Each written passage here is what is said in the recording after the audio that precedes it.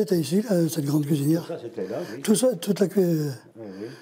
Voici la cuisine où tout a commencé pour Joël Robuchon. Il préparait la cuisine pour tous les élèves du petit séminaire. Ah oui. Et donc où Joël Robuchon s'est exercé. Oui, c'est là, ici. Oui. Avant d'être cuisinier, le jeune Joël voulait devenir prêtre. À 12 ans, il quitte la Vienne, direction les Deux-Sèvres. En 1957, Joël intègre l'école cléricale de Châtillon-sur-Sèvre, l'ancien nom de Mauléon. Ici, Joël aide les sœurs au fourneau pour nourrir les 80 élèves du petit séminaire. Très attaché à cet endroit, le chef étoilé revient plus tard visiter les lieux et fait même appel à un passionné d'histoire locale. Je lui ai demandé de faire des recherches sur l'histoire du petit séminaire. Ouais.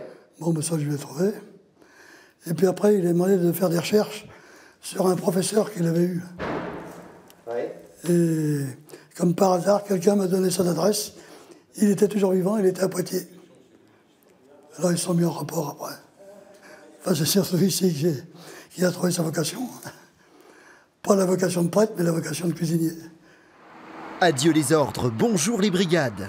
Joël fait ses premiers pas d'apprenti au relais de Poitiers avant de partir à la conquête des papilles du monde entier.